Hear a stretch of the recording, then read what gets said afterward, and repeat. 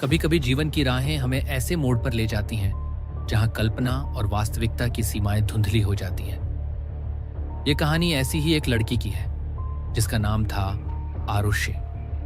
आरुषि एक उत्साही wild life photographer थी जो जंगलों की रहस्यमयी दुनिया में खो जाना पसंद करती थी। कैमरा उसके हाथ में एक जादुई छड़ी की तरह था जो हर पल को अमर बना देता। लेकिन एक दिन उसकी ये जुनून उसे ऐसी जगह ले गया जहां से वापसी का रास्ता आसान नहीं था। ये सब उस दोपहर शुरू हुआ जब आरुषि एक घने जंगल में घुस गई। वहां की हरियाली, जंगली जानवरों की आवाजें और अनजाने पेड़ों की छांव उसे मोहित कर रही थी। वह एक दुर्लभ पक्षी की तस्वीर लेने के चक्कर में इतनी आगे बढ़ गई कि रास्ता भूल गई। शाम होने लगी थी, आसमान में बादल घिराए और अचानक तेज बारिश शुरू हो गई। पानी की बूंदें इतनी तेज गिर रही थीं मानो आसमान फट गया हो। आरुषि के सारे कपड़े भीग गए, उसके बाल चिपक गए और ठंड उसकी हड्डियों तक घुसने लगी। वह कांप रही थी, उसके दांत बज रहे थे। जंगल का हर कोना अब दुश्मन जैसा लग रहा था। बारिश और तेज हो गई। आरुषि ने चारों तरफ नजर दौड़ाई लेकिन कहीं कोई आश्रय नहीं दिखा। ठंड से उसका शरीर सुन्न होने लगा। तभी थोड़ी दूर पर उसे एक पुरानी झोपड़ी नजर आई।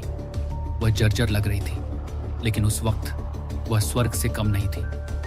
आरुषि तेजी से दौड़ी और झोपड़ी के अंदर घुस गई। अंदर का दृश्य और भी उदास था। झोपड़ी खाली थी, सिर्फ एक पुरानी चारपाई पड़ी हुई थी और एक टेबल पर एक धूल भरी बोतल रखी थी। कोई इंसान नहीं, कोई जानवर नहीं, सिर्फ हवा की सनसनाहट और बाहर की बारिश की आवाज।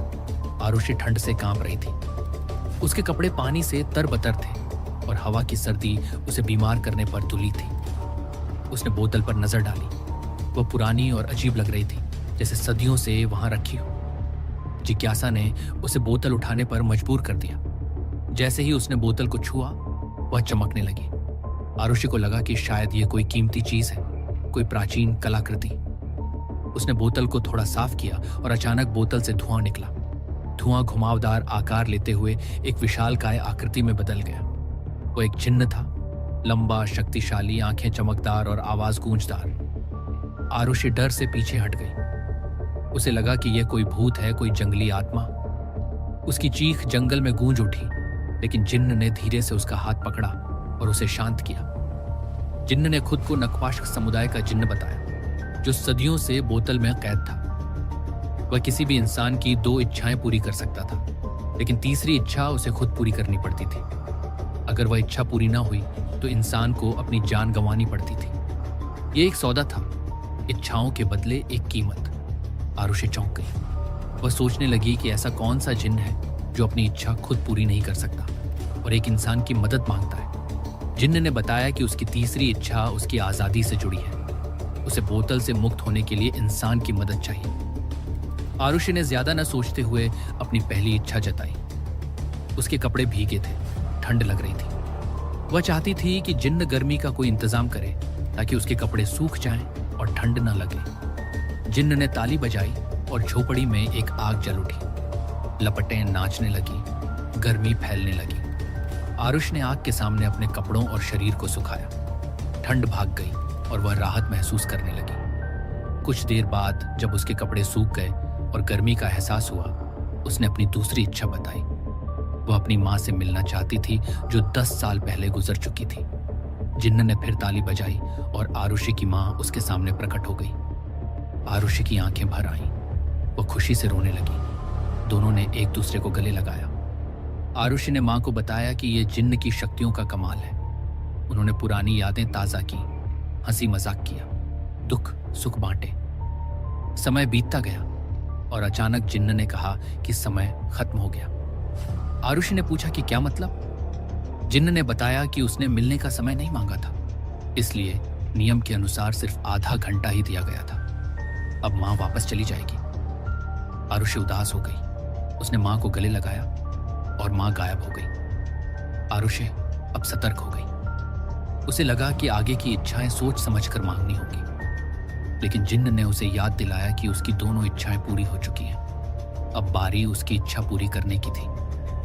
आरुषि ने कहा कि बताओ क्या करना है। जिन्न ने खुलासा किया कि एक नक्वाश्क जिन्न तभी आजाद हो सकता है जब कोई इंसान उसके साथ संभोग करे। आरुषि स्तब्ध रह गई। ये कैसी इच्छा थी? वह कभी ऐसा नहीं कर सकती। जिन्न ने चेतावनी दी कि अगर ऐसा न हुआ तो आरुषि एक दिन के अंदर मर जाएगी। दोनों की जान बचाने के लिए यह जरूरी था। आरुषि ने पूछा कि अगर संभोग किसी इंसान से ही करना है तो वह किसी और से क्यों नहीं कर लेता। जिन्न ने कहा कि जिसकी इच्छाएं पूरी की गई हों उसी के साथ संभोग से आजादी मिलती है।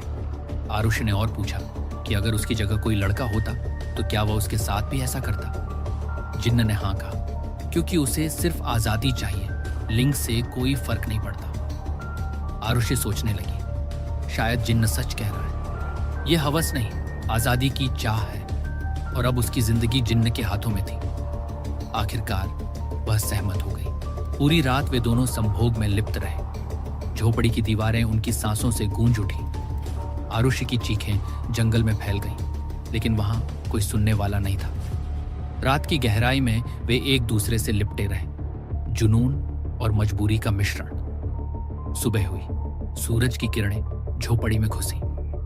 जिन्न अब एक सामान्य इंसान में बदल चुका था। वह खुद को देखकर खुशी से उछल पड़ा।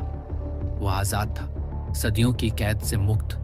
आरुषि भी उसे देखकर खुश हुई, लेकिन तभी उसे कुछ अजीब महसूस हुआ। शरीर बदलने लगा और वह खुद एक जिन्न में तब्दील हो गई। आरुषि हैरान हो गई।